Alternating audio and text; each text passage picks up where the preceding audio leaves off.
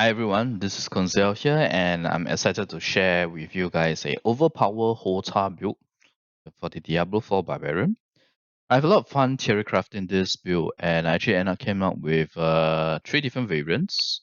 Two of them are closer to each other in the sense that even the gear is more or less the same. The only difference is one is more offensive, the other has a stronger defensive option.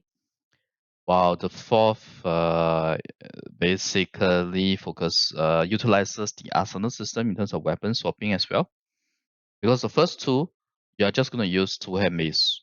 The rest of the weapons are all just stat sticks. That's all. Whereas for this, we do actual swapping, and we utilize the swapping to give us stuff through all the legendary aspects as well as the passives. So without further ado, let me go into the skill tree itself, because I'm gonna have to go into quite a bit of detail throughout this video. Because we're starting with the build itself.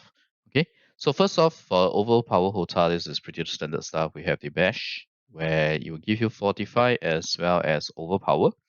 I mean, there are conditions to achieve, but yeah, I'm not gonna go through them in detail. But essentially, use two-hand mace, and you will achieve the conditions along with applying stun to your enemies. Okay, and HOTA, Hammer of the Ancients. Okay, obviously we max this, and more importantly, the most important upgrade or passive is this here, where you do an additional 1% additional damage for each point of fury you had when using it. So if your max fury is 200, for example, you will do 200% additional damage. So this is really good. You can set it up such that you always do a heavy max fury HOTA, and then you use some other skill or some other way to generate fury, and then you use your max fury HOTA again, which I'll run through it with you guys here. Okay. Now, Groundstorm. Groundstorm is actually is a very important skill in our build because it's the one that gives us direct stun. I mean, there are other stuff that will give us stun anyway, but this gives you a direct stun, for sure guaranteed stun, at least against elite packs, okay, not against bosses. And it also generates Gen 5 Fury through its upgrade. The other option that it has is also pretty decent in terms of reducing the cooldown of your ultimate skill. But since we are doing a HOTA build here where we always want to use our HOTA at maximum Fury or close to max Fury, so we're taking the 25 Fury generation on Groundstorm. Groundstorm has a really good synergy with Leap, as well as the new skill that is in Diablo 4, Kick. Okay, because now more importantly first, let me just say that Leap has a very important upgrade here where when you damage at least one enemy, you gain 40 Fury. And when you have the aspect of Perpetual Stomping, which is a codex, you can unlock it in the game without having to find the legendary. I mean, this is just so good. Basically, it gives you free leaps. Every time you use leap, you use Groundstorm, you can immediately use leap again. Or you use leap when it goes into cooldown. If you use kick, you hit at least one enemy, you already use leap again. So you can see this 40 Fury coming into play, right? Constantly generate 40 Fury, constantly being able to unleash your max Fury HOTA. But obviously, we do sacrifice a bit of defense because there's no damage reduction. We didn't take Strategy Shot, we didn't take Iron Skin, at least not this variant. In the other variant where I say that we have a more defensive approach, that's where we have Iron Skin. Okay.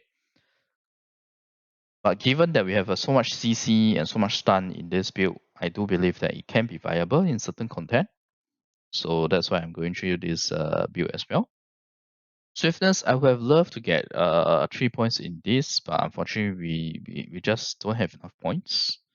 Maybe one of the option is to drop your additional damage, increase damage while you have Fortify.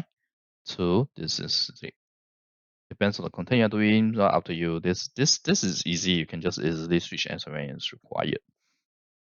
You'll notice that we get the full pit fighter, all 3 levels, because it's very easy for you to basically be always up close against your enemies. Because you're always going to be leaping into them. Your HOTA is also melee range, is also close. Because we always have stun and slow, we want the 9% critical strike chance. And why do we always have slow? Because of hamstring. So bleeding affects slow enemies for like 10%. But I didn't get any bleeding skills here. Oh, right. But we have two hand sword expertise. I'm gonna be upfront with you guys. I think most of Barbarian builds will be using this two hand sword passive, other than a bleeding build that's using Rend, for example. Because this expertise is just so good. It gives you free bleeding. Every direct damage you do gives you bleeding. So basically you always apply bleeding most of the time. And on top of that, by getting hamstring, it means that all your direct damage will always have crowd control because you always slow your enemies by 10%. That's why you only need one level in this, and you will always get slowed, so you'll always get this 9% increased critical strike chance, even if the enemies are not stunned. Oh, and I forgot to mention that kick gives you a chance to stun as well. And although it's conditional, you need to knock the enemies back into terrain, but it does offer you a stun for 3 seconds too. And on top of that, it gives you vulnerable. Guaranteed vulnerable for 4 seconds. So this is why I say that kick is really good. I mean, even though it's good enough along with the interaction with resetting the lips cooldown, right? That I would think that it's good enough to really risk dropping one defensive skill. But obviously, if you're doing content that's so difficult that you need that defensive skill, then by all means, take away kick and give yourself this. Okay. And obviously, because we're doing an overpower, we have a bit of the interaction with Fortify. We do get ourselves this passive here for more damage. Now, if you want additional damage reduction, by all means go ahead. But yeah, I think this is better on the whole. And then we are using the Call of the Ancients here.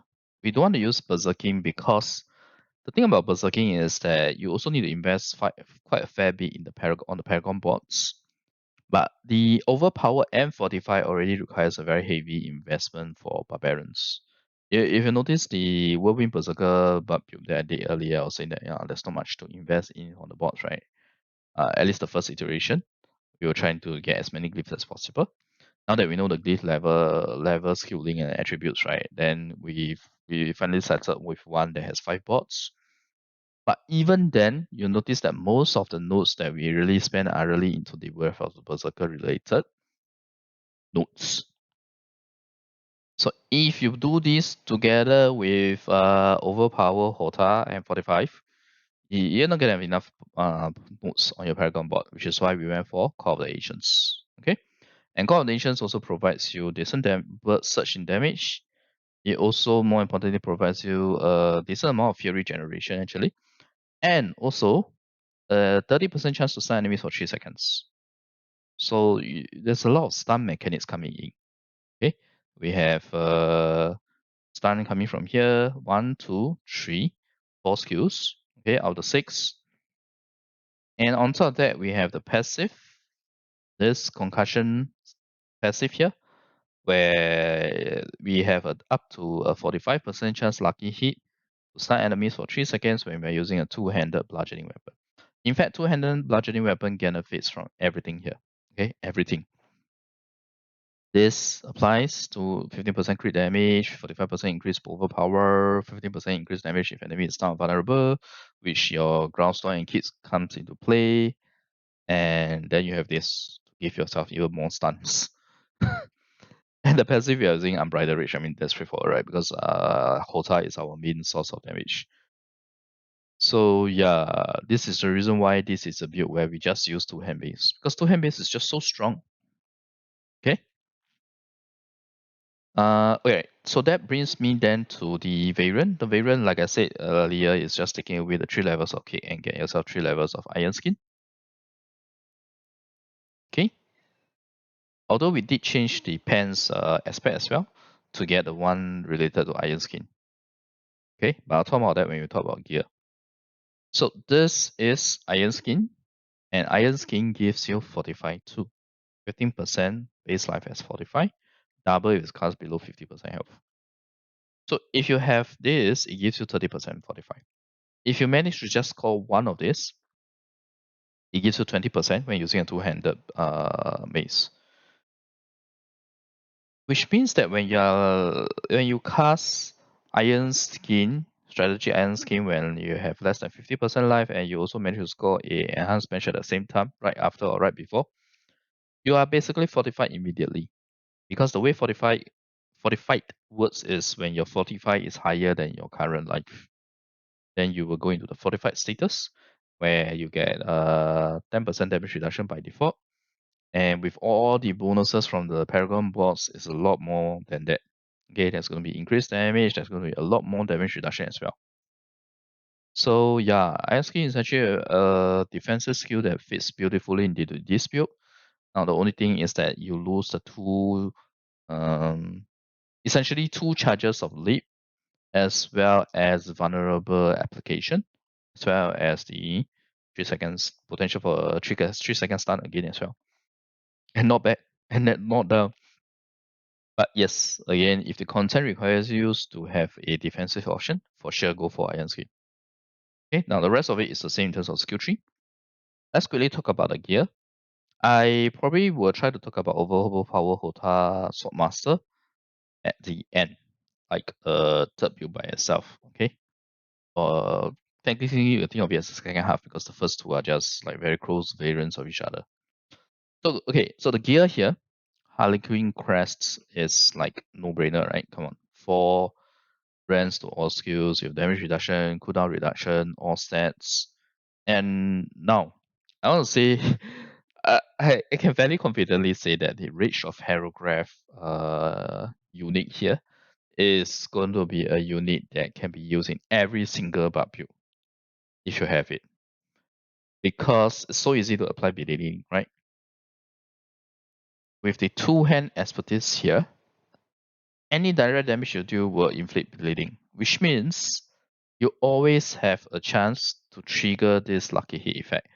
You have so many proc chances for this lucky hit effect.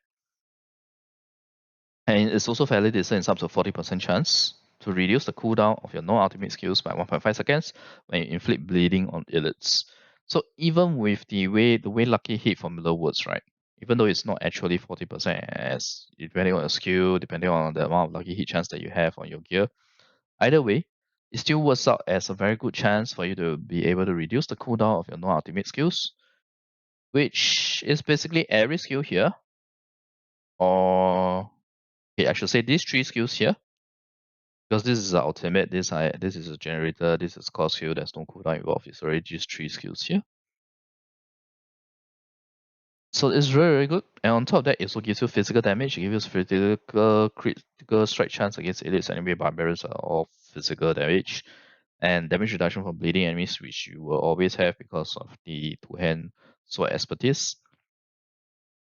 And a bit of taunts as well.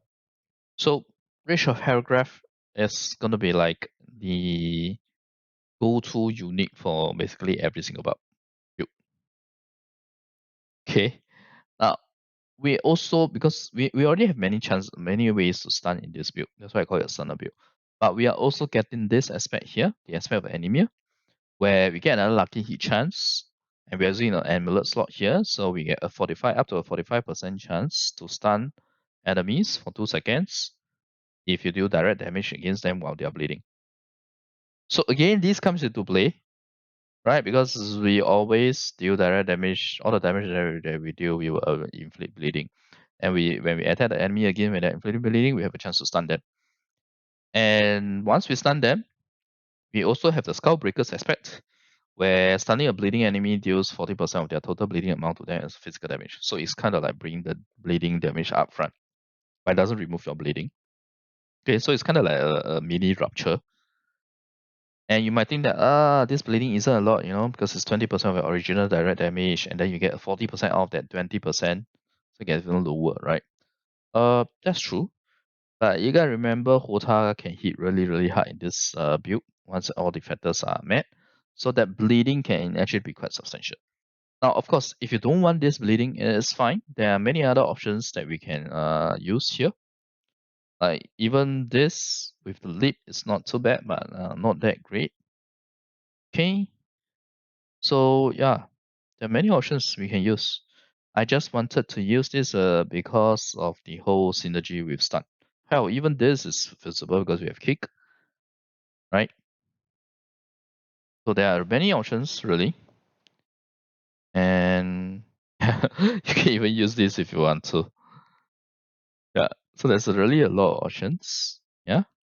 That's the beauty of a barbarian, right? You have so many options. But yes, I prefer the Skullbreaker's aspect here because it just builds beautifully into the entire stun synergy. And on top of that, we are also using aspect of retribution here, which gives us increased damage to stun enemies. And we are using a two-hand slashing weapon, which means it's up to a 40% increased damage to stun enemies. So yeah, this build completely revolves around stun. And because we have so many ways to stun, it also means that when we meet bosses, right, we also have very good stagger chances against them. So I think it's okay. This is a build that can work really well. Now, and because we have high fury cost, right? Our HOTA at base cost is 35. When used unbridled, it's 70 per HOTA. So that's why we want this aspect of unrelenting fury. It refunds 20% of your base fury cost. So this is huge. This basically gives you 14 fury every time you use your HOTA. Right? But you need to kill an enemy, obviously. Okay? It doesn't mean that you always get it. But at least if you're against a white mob, you will pretty much always get it. Okay? And we are also using aspect of the Umbra here, where you get to restore up to 4 of your fury when you crouch your enemy. And again, the bleeding comes in because we have hand stream. The hand stream passive always slows enemies that you bleed, right? And you always bleed enemies because of this as well. This. So you always do crowd control and you always regain resource or prime or your fury here. It's just crazy how well everything comes together. Okay. On this side, we have the Master aspect. This is always good, and remember, we're always going maximum fury, right? We're always trying to target a max fury HOTA, so we always get this 20% increased damage. Okay, this here, because we are getting so many free leaps, right? I'm taking this aspect of Bukatos, creating an earthquake that deals X physical damage over 4 seconds. While extending the earthquake, you gain up to a max of 15% increased damage reduction. So it gives you the damage reduction that you are typically looking for in this pen slot. And it also gives damage over time, which unfortunately doesn't work with this, but it should in theory work with the rest of the chances to proc stun like this. I'm not 100% sure. I don't have the chance to test it until the game is out, but it does look like it has the potential to do that. Okay. Now, even if it doesn't have the potential to, if it doesn't have the potential to do that, right? Depending on the X damage over here, maybe worth considering as well. But otherwise, you can simply go for any of the typical defensive options like disobedience or that's the barrier. There's one that gives you barrier also. Yeah. Expect the protector. You get this from the archives even. Sorry, get this from as a codex. So there's a lot of defensive options, but I kind of like to use this so that there's a chance for it to also stun. And this, I've already talked about it, it's just so good. Okay. Then you have the Hammer of the Ancients aspect, which is also a codex. And this, on the two-hand weapon, basically can give you 100% of its damage to enemies. So this is really good. And it increases your AoE of HOTA by quite a fair bit. I mean, I'm not, obviously it's not going to be as big as Upheaver, but if you compare to the base AoE of HOTA, then yes, it's a decent improvement. And because we have Bash and we want to use Bash to get Fortify, we want to use Bash to get our guaranteed Overpower. So having the aspect of the expectant here is really good because it helps to increase your HOTA damage again by 30%. And because we have Kick, we're going to use the Vulnerable Gem here, Emerald. We're going to get so much Fortify that we should definitely get the damage reduction while Fortified. And obviously, any class that is not Intelligence class should get the 8% resistance to all elements as the Jewelry. Jewelry Gem. So this is how the entire build works out in terms of gear and skills. The synergy is all there. And for the defensive variant, obviously, instead of using the aspect of Bukatos, we should use, oh, we forgot to change this. It should use the aspect of the Iron Warrior. So it gives us unstoppable, which is very important because we actually do not have any unstoppable earlier. So this does give you a very good defensive option and the ability to break crowd control, because the crowd control in Diablo is quite crazy. It lasts really long on your characters. And it also gives you damage reduction again. So this fits very nicely. But without kick, we actually do not have a way of reliably triggering vulnerable, so we will have to end up using Sapphire, which is critical strike damage to crowd control enemies. Now, for both field variants, if you find your overpower damage lacking, you can also use the overpower gem. But you shouldn't find a scenario where your overpowered gem is damage is lacking, especially if you invest in the Paragon Boards. Okay. Okay. So that then brings me to the Paragon Board for the first HOTA build and its variants. Now, between the two variants, whether it's Iron Skin or Kick, there's no change to the Paragon Board. It remains the same. And notice that the very first board I'm going for mace, because like I said, this is a build where we just use the two-hand mace. The rest of the weapons do not matter at all. They're just stat sticks. And because we have a level 20 crusher here, it gives us 70.2% increased damage while wielding a mace, and we get 10 strength nodes here plus 2 here, which is 14. So 14 times 7.2% increased damage here for all of our attacks. And on top of that, you get an X 30% multiplicative increase overpower damage. Oh man, this is crazy if you think about it. Now, moving on to the next board, which is going to be a Warbringer. Okay, Fortify. Now I'm choosing Warbringer because this is the one where I get the most rare nodes. And why do I get the most rare nodes here? Because we need to invest in getting Maximum Fury, and the Warbringer board is the only one that gives us Maximum Fury, and it's a whole lot of them. Basically, each of these cluster, if you hit the bonus as well, you will get 40 Maximum Fury. So 2 of it is 80 additional Fury, Max Fury. You get another 9 Max Fury from your passive, so you have a total of 189 Max Fury. So your HOTA basically always does 189% damage with its upgrade. So the build is coming together very nicely. And obviously, as an overpower HOTA, we will get this legendary node. Besides, it's along the way as we go towards getting the Maximum Fury. And we will also get this node cluster here where we get the increased Fortify generation as well as damage while fortified. Oh, quite literally, we get every single rare node cluster in this board on the Warbringer other than fire resistance. Okay. So, and on top of that, we are also maximizing the amount of dexterity nodes that we are getting here because the skilling is just so good. Okay, so we're getting all the extra dexterity that we can get, and Warbringer is one of the best spot for the dexterity here. Okay, because of the fact that it has the most amount of dexterity nodes. It has 7. Okay, 7 dexterity nodes. Now next up we have Bonebreaker. Bonebreaker is the next one that we go for, and Bonebreaker likewise also has 7 dexterity nodes, which is why the next one we go on the Bonebreaker is actually Territorial. Territorial is actually really good for this HOTA build because you're always up in the melee range, so you're always close. So you always benefit from this increased damage close targets, which is even higher than the bleeding because it has a restriction of close. You in this way you also gain the 10% damage reduction. We get all the dexterity nodes that we can get here, which is 7.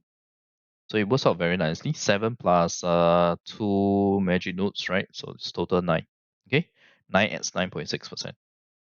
And we also traverse in a straight line all the way, getting all the type of nodes that are related to Overpower and Fortify, and eventually getting us this legendary node that's so good that it's insane how good it is.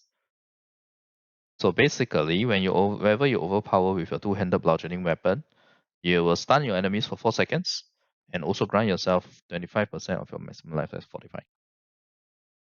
So again, we have another source of stunning, and it stuns for a freaking 4 seconds, which is very long. It also grants you a high amount of Fortify. Now, granted, you need to overpower, but we have guaranteed overpower from the bash. Okay, And this is a stunner build. When you have the Swapmaster build, you will get another chance to stun, which is the aspect that requires you to swap weapon 10 times to stun, to overpower. So that will also give you a beautiful more overpowers and more ways to elevate this. Now you see from this board here, we are spending so much nodes here, right? Because the Warbringer board and the Bonebreaker board is taking up so much. So we can't really spend much. You'll see that the next two boards is pretty much bare minimum, except for this additional node cluster here, which I find that is very, very good. Because on top of giving you elite damage bonus that we do not have yet before getting this board, we also have increased movement speed after killing an elite, which is basically 28% movement speed. So it's a very, very substantial increase. And for the Weapons Master is actually the best board for Dominate because it's willpower for Dominate. At level 20, each 5 willpower gives you 28.8% increase over power dimension. That's a lot. So willpower, if I didn't remember, is also 8 or 7 here. 1, 2, 3, 4, 5, 6. My math is failing me. 1, yeah, 7, 7. Sorry, it's 7. 7 normal willpower nodes plus 2 rare nodes. Yeah, I should probably have brought up my Excel, right? Okay. Let me bring out my Excel so there's a better reference. Okay, so this is the previous board thingy that we did, right? The board analysis that we did. So you see weapon masters have 7 willpower, which is the best. Warbringer have 7 dexterity, which is why we were using dexterity. So dexterity glyphs in both Warbringer and Bonebreaker. Now in weapon masters we are using willpower. Okay. So it's very optimized. Now the next board, which is Blood Rage, we are doing willpower, but this board here, it's not so bad. I don't think we need to be so hardcore in getting the willpower here, because after all, the bleeding damage isn't like the 100% focus here. I think this glyph here, the most important thing about this glyph here is the killing of the bleeding enemy. Every time you kill a bleeding enemy, you have a 10% chance to reduce the cooldowns of your non-ultimate active cooldowns by 1 second. So that's our leap, kick, and the ground storm, and also iron skin if you choose to get iron skin instead of kick.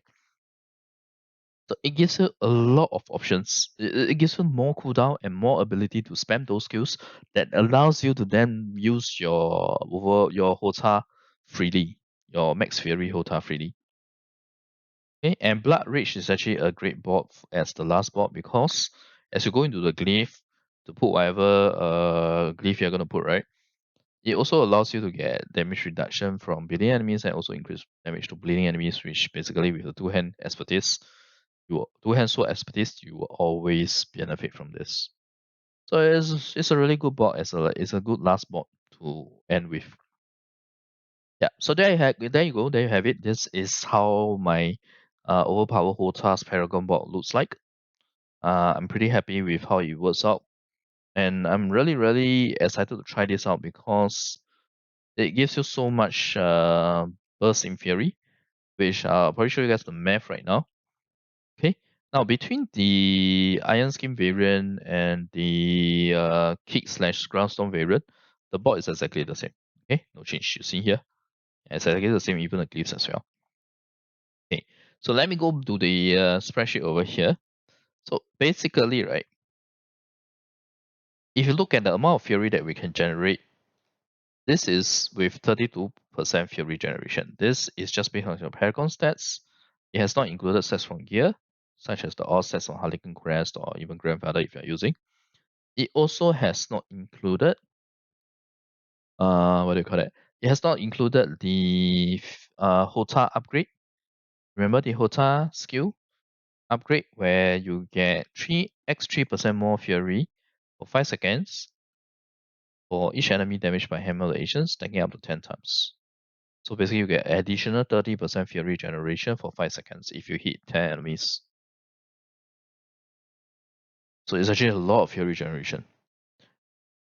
But even with just the base 32%. And why do I say it's 32%? Because after we finish populating our Paragon board, we do have 320 willpower, which translates to 30%, 32% theory generation over here. This is why I say that theory is not that concern, not that big of a concern for a HOTA build. It's manageable. Okay, even with 70 theory costs on one HOTA. So a leap basically gives you 52.8. A groundstone gives you 33. A bash, which is your generator, gives you 13.2. And remember, bash is helpful for giving us the guaranteed overpower and fortify. So it's actually a really good generator in overpower build. On top of that, we are also using the aspect of the Umbra, right? Where per CC enemy you get 4 Fury base with Fury generation is 5.28. So it's a lot of Fury that you can get. I mean, per CC enemy, you know. So basically every time I damage an enemy, I apply a bleeding, which in turn have slow through hamstring. So I'm guaranteed CC. I'm guaranteed a lot of Fury. And now since Leap gets reset from Groundstone on kick, it's an easy 53 Fury each time. So how the build works, right? When you at the start of dungeon, when you're at 0 Fury, you can basically leap into your first pack of enemies. You do a ground storm, you leap again. You do maybe 2 bashes, or you may not even need the 2 bashes because of the aspect of Umbra. You pretty much get yourself to max Fury. Then you can use HOTA, and then you can use bash again to generate the Fury and Fortify. Or there are a lot of other variants like using kick, and then you reset and use your leap again, and then you use your HOTA again. You use kick again.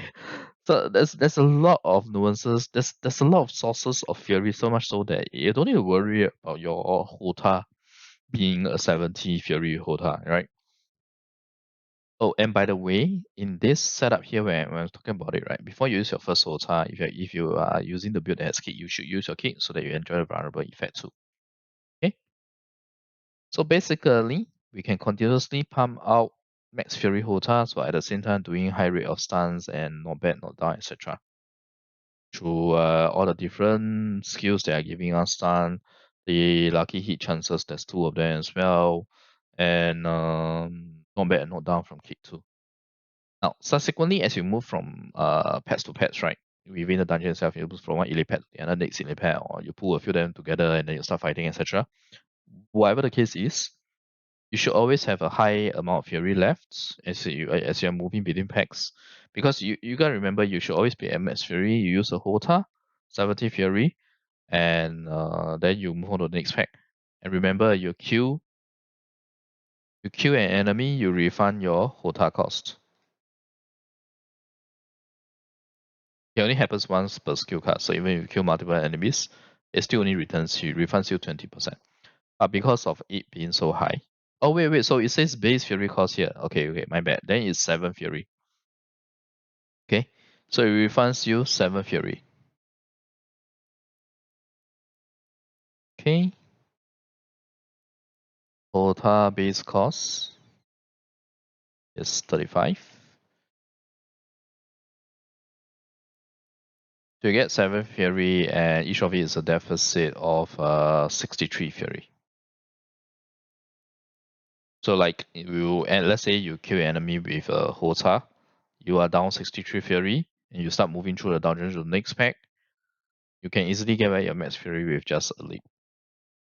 Because again, there's aspect of Umbra, which always restores the Fury every time you deal direct damage to an enemy, essentially. So yeah, I really like this setup because we are getting so much Fury. And the best thing is that across pets, right? You don't have a scenario where you just run out of Fury. So it's kind of like the triple shout build, except that instead of constantly generating Fury and constantly depleting some Fury through your whirlwinds, right? You basically have sources of immediate Fury to constantly dish out your HOTA. And like I said, it releases off with just a leap or maybe a ground storm plus a couple of bashes, or even ground storm plus aspect of Umbra as well. Okay, or keep last leap. HOTA should always be used when you have full or close to full fury. You don't need to wait for the guaranteed overpower from 4x crit bashes because it's crit bashes. It's not 4 bashes. So it's more like the bash is there, gradually progress toward getting an overpower. Okay. Now, eventually, Fury Generation proves to be perfect, right? Groundstorm upgrade can be changed to, oh, this typo here, can be changed to strategic for lower Ancient's downtime. So you lose the 25 Fury, you get the one that reduces your ultimate downtime. Oh, cooldown, sorry. Yeah, so this is a very, very nice setup. And in the event that you're not using kick, right? Then you still have your bash. You can do your bash to generate the fury, and then use your HOTA again. Use your bash generate fury. Use your HOTA again. That's where the constant overpower comes in. Okay.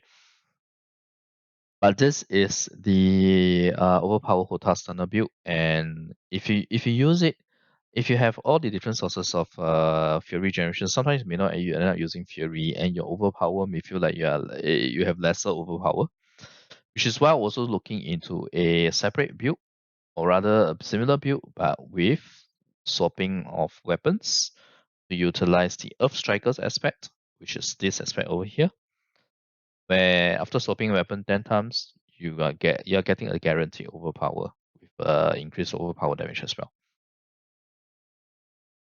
And since we're going to be swapping weapons here in this build, we will also get ourselves the aspect of Tempering Blows, which will help a lot with the Fortify. Now we already have a very high Fortify, so I'm not sure whether this might be overkill. Maybe we should still stick to the aspect of Bukatos, but this is okay. I mean, this is something that can easily be tested in game when the game is released. Now, in terms of the gear, the rest of it pretty much remains the same. The same applies. You can do kick, you can also do iron skin, but kick gives you more chances to sort the weapons around because kick does damage. Okay, so what I will do is I'll put dual wheel for ground storm and kick. These two. I'll put two hand sword on lip. I'll put two hand mains on bash and HOTA. Because anyway, you can only use mace on this. Call of the Ancients, I don't think as an ultimate we can assign a weapon, especially if there's 3 different type of weapons here. For the Ancients, I mean. Right. So it's quite straightforward. The reason why dual wheel is on groundstorm and kick is because these are the skills that are always interused with leap, right? We always switch to leap using leap after using them. Or in the case of kick, sometimes you will do leap bash, leap, groundstorm, leap, you have enough fury already, you do a kick and then you start using your HOTA for the sake of vulnerable. Either way, you get to have your weapon switch, right? Dual wheel switch to two hand, dual wheel switch to two hand, or dual wheel switch to two-handed bludgeoning. Sorry, two-handed sword or two-handed axe, two-handed slashing, or two-handed bludgeoning. Okay, so I really like this whole setup here. I think the swaps will happen a lot with the 2 charges of kick and the groundstorm here. So 10 weapons is easy. 6 swapping weapon 10 times is extremely easy. Swapping weapon 6 times is as well. In terms of the skill tree build, basically the main difference I made was just simply to reduce the ranks in Groundstorm and get myself max swiftness as well as the max furious impulse. Where every time we swap weapon, we get 6 fury. So this 6 fury along with fury generation is going to be something like 8 fury. So it really, really helps with the fury generation again, this situation here, right? Basically, imagine every time you switch weapon, every time you use one of this skill, you actually get another 8 fury. So that's very nice. It helps a lot with this whole HOTA build that has like 70 fury costs, right? Now, there may be some merit in dropping Call of the Ancients for the Maelstrom, especially since Maelstrom provides you a guaranteed stun as opposed to a 30% chance to stun. But I look at it and I feel like the Maelstrom may not give you as much damage as the Ancients. Or like more or less pretty sure that it doesn't give you as much damage as the Ancients. But it's definitely doable because whenever you use this skill, you basically swap your weapons 2 to 3 times depending on what weapon you start with. As long as you don't start with a two-handed bludgeoning weapon when using this ultimate, you basically will swap weapon 3 times. But it also means that you may accidentally overpower on anything other than your two-handed bludgeoning weapon. So you just gotta be careful. Okay. So yeah, basically this is really the only change. This and this, and also this. Drop this for this and this.